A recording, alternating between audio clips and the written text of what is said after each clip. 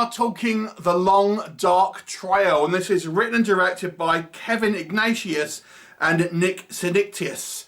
Probably mispronounced them, apologies about that. And this is part coming of age drama, part road movie horror film. So what's the story? Well, it certainly takes a page out of Stand By Me and maybe kind of Stranger Things, let me tell you. It focuses on two young brothers who escape their abusive father to go on essentially a cross-country trek to try and find their estranged mother. And along the way they kind of encounter some possible kind of supernatural occurrences, or are they just kind of hallucinations? And their mother, what has happened to her is she kind of got involved in this kind of strange cult that seemed to be up to kind of malicious things, should we say? You have to watch the movie to find out. So let us discuss. So this is a interesting movie with a strange kind of like tone to it, because it does feel initially like you're going to be watching some type of more down-to-earth drama about the kind of the woes of two teenagers ultimately who have had to deal with absent and abusive parents and their kind of bond and how it drives them. It's certainly how the kind of the story wants you to start off, but then it kind of adds these kind of somewhat more subtle kind of supernatural elements as the kind of the film goes on. You know, we have a graveyard which is, you know, in the middle of kind of nowhere, which may have these supernatural power, the strange figures kind of lurking in the darkness, things like that. One of the boys gets a kind of a strange kind of rash. And then we have the actual kind of like this cult as well, which doesn't seem to be kind of up to any good, with kind of weird pagan-esque kind of style kind of rituals and sigils and things like this. So those elements are there, but it's kind of mixed into this kind of weird sort of like somewhat sort of down-to-earth and dramatic kind of like story about these two abused kids. It's not the first time I've seen this kind of melding of weird kind of more grounded drama and fantastical kind of horror. There was a low-budget movie called Medusa, which kind of did a similar kind of thing, melding to these kind of two elements. And I have to say, maybe this works less than even a horror comedy. I feel that these kind of more these examples where I've seen a more grounded kind of dramatic take with kind of more sort of like over-the-top horror elements that are added in, to me, don't really mesh all that well. I have to be honest. But it's an interesting idea and certainly gives it a kind of somewhat kind of unique flavour. I think those of you who enjoy a kind of coming-of-age story, kind of like Stand By Me, which is, to me is its nearest comparison here, I think you may get along with this one. I actually quite like these brothers, seeing that they genuinely kind of look out for one another. There's very little kind of like forced drama about, you know, bickering about a girl or falling out about this, that and the other. They seem there for the whole movie, you know, backing each other up. There's a little bit of kind of bickering here and there, but nothing too much, to be honest with you. So I actually kind of quite liked the portrayal of brothers, and they seem somewhat equal as well. One's obviously a bit younger, but he doesn't seem to be like overshadowed by the kind of the older brother. They seem somewhat kind of an equal kind of partnership. So I actually like the way these kind of two young men were kind of written. The supernatural stuff is kind of more bizarre, to be honest with you. It seems somewhat at odds with the kind of this dramatic kind of tone, as I've said, but then at the same time it makes it feel that much more out of place and disturbing in the same instance. We get some makeup effects which I think are reasonable here, some kind of practical kind of makeup effect which I think kind of looks quite good, and this kind of weird spaced out kind of cult certainly has an interesting kind of premise. And some interesting kind of ideas kind of going on there. And there is some quite horrific abuse which is portrayed by this kind of father, kind of as he presses down, for example, a clothesline on one of the one of these kids, which makes it quite, you know, harrowing at times in some aspects. So that's what I would say works in the positive elements in regards to kind of filmmaking. What doesn't work? Okay, now I hate to kind of say things like this from time to time.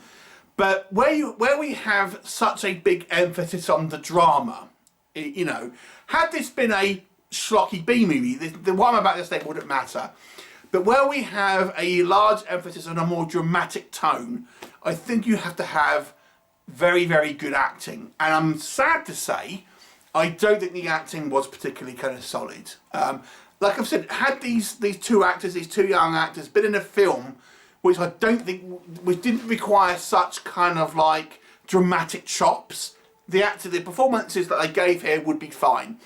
Because this movie leans so heavily into that kind of more of a straight drama film, you've got to have like strong actors to really kind of sell that dramatic element to it. And unfortunately, these two guys, you know, were just not quite up to that dramatic kind of like punch, unfortunately. Like I've said, had they been in a kind of like a more of a straight horror film, I think it would have been okay. I wouldn't have kind of mentioned it, but this one, you know, this is a sort of like, or at least part of the movie is kind of like that more straight drama. You kind of notice the acting a little more. But it's not just the boys. I think there's some acting from other characters that I feel is a little like kind of on the weaker side. So that's kind of the acting. Let's talk about the narrative. The narrative here was quite confused. It's both a very, very simple story, which when it comes down to it, you're thinking, is this it? I gotta say it's kind of unsatisfying at the end. I won't say what it is, but to me I felt it left me a bit cold at the end here, pretty unsatisfying. But the journey that these kids go on is problematic, right? Both because you feel that it's maybe too simplified, but at the same time they introduce lots of convoluted ideas. The supernatural stuff seems really at odds with the dramatic stuff, and even some of the more dramatic elements don't really kind of make sense. For example, and this is right at the beginning of the film, so it's not a spoiler, we have our two brothers trying to escape the father, but what they do is such a convoluted and contrived way of doing it.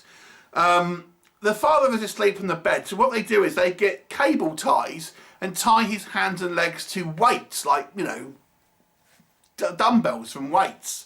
And he wakes up and is kind of like thrashing around, and then they run. Like, why not just go in the middle of the night? Surely that would make more sense. And how is this guy, the guy isn't like tied up to kind of secured items. If he's got weights, I'm sure he can lift them.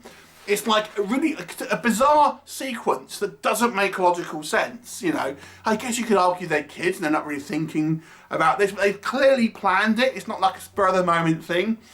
So why didn't they just go in the middle of the night? Because it wouldn't be that interesting on screen, but what we have on screen doesn't make logical sense. So that's just the beginning scene. And as the movie progresses, we're going to get more scenes that I feel are written to be cinematically interesting, but then don't really make much sense. I mean, like, these kids, why don't they get a bus? Why do they need to go on this kind of like through the kind of like the forest and camp out and things like this? You know, it doesn't, you know, I guess, oh, they're out in the middle of nowhere, you could say, okay, fine, but, you know, there's things that happen in this kind of movie that, I don't know, it doesn't really make a lot of sense. And then the supernatural stuff especially just seems thrown in there. Now it's kind of like, it's playing kind of fast and loose. Is it really happening? Is it just kind of imagined? Is it kind of a manifestation of abuse and things like this?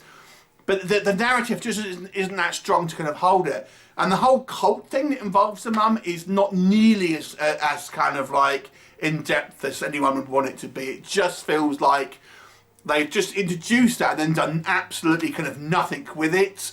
Because that is particularly kind of unsatisfying.